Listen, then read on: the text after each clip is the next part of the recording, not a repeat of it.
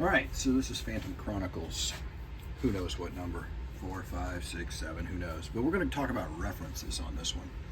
So, one of the key things that is important in modeling is references. Now, I'm not one of those what we call rivet counters that has to get absolutely everything correct. I just like building the models. It's fun to do that.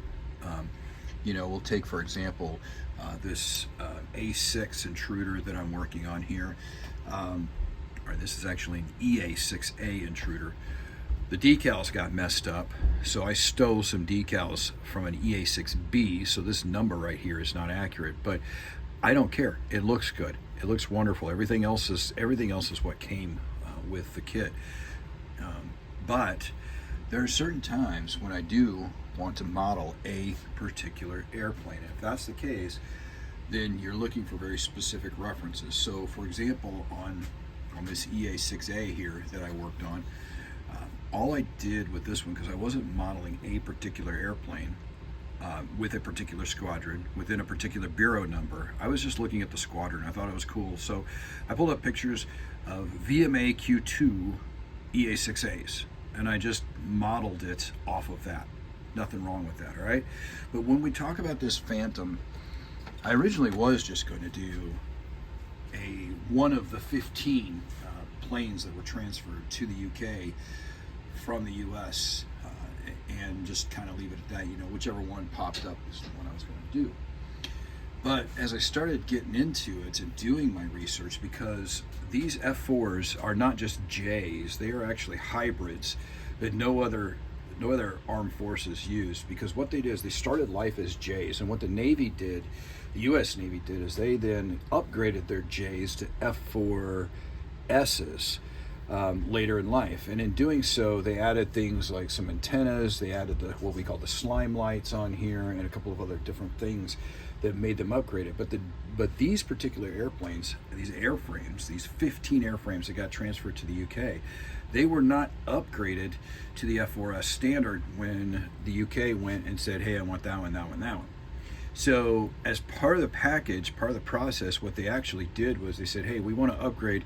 It is kind of a mid upgrade between an S and between a J. So they did add the slime lights, for example.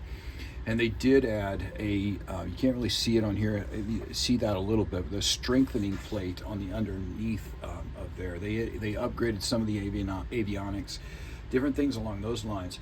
So they did some upgrades, but not all of the upgrades. So when I go to deal with references, the first thing I'm going to do is I'm going to say, okay, what am I modeling? Okay, I'm modeling an F4J. And then I kind of take it down a notch. Okay, I'm modeling an F4J UK. So when I started looking at the F4J, it's like, all right, I picked a J. Then started looking at differences that were existing between the J's and the B's, for example, or C's. And I realized that, okay, these tail planes right here, there's two different kinds. There's ones that have the gaps or slots in here. There's the ones that don't, all right? The F4Js have those. And then there was a different kinds of wings. There's hard wings and not hard wings, and there's slotted wings and slatted wings. So I'm looking at my references for the J's. I'm going, okay, all the J's had a hard wing, but they did not have the slots or the slats that up here that were on later U.S. Air Force planes. So those are the kinds of things I'm paying attention to when I'm doing references. But then if I take it down a notch and go, okay, I'm going to model one of the 15 aircraft that were sent to the UK, then I'm starting to look at the details. Okay, I know the UK used the SUU-23B, which is this pod right here. Happens to be the one that we played with last night. There you go, right there. So I'm going to arm my aircraft up with that one, because usually US planes, they flew with tanks down there instead. It's pretty common, even when the wing tanks weren't applied, they would have a centerline tank. So on this one, I'm going to have that gun pod on there. And so as I looked at that UK side, I said, okay, these are the changes that I need to make. Slime lights, and there's slime lights here, the SUU-23Bs, and I'm probably also looking at some of the different antennas that were on there. And as I started doing my research, I really got intrigued about these F4Js and said, hey, is there one of these Js that, for whatever reason became famous? The British tailcode ZE or Z Echo, they were all 350 upwards to 365, I believe, so 15 or 364, 15 jets. I found out that one of those jets, ironically, in U.S. service, was that jet right there, the Black Bunny.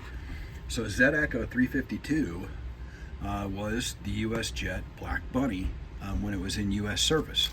I thought, well, that's interesting. So I've decided to model this one here on this reference is Z Echo 356. I'm going to go ahead and model Z Echo 352 because just kind of got it in my head that maybe later on I do another F4J and I do a U.S. markings as the Black Bunny, since I have these wonderful decals from Furball. So that's what's going to happen is we're going to do Z Echo 352. And so now what I'm going to do is I'm going to take this down another notch and I'm going to go look for any references I can find to Z Echo 352.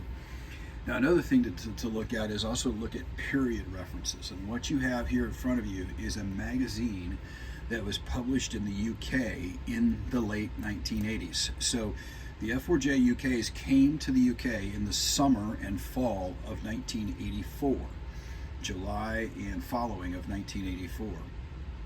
And they went to Wattisham and they went to 74 Squadron.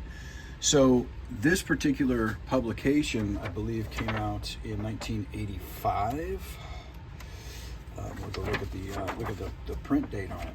But it came out in 1985, which is very important when you're doing, 1985.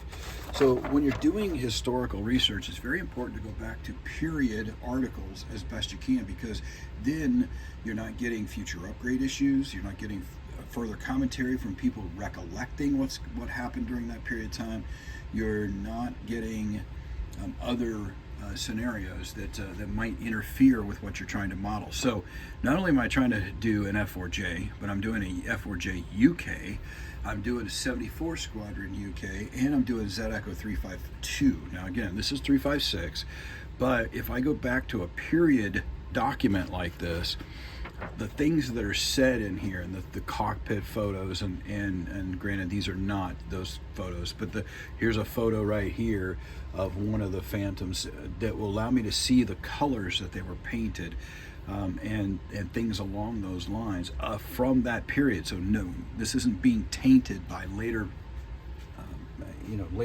thought process or later involvement.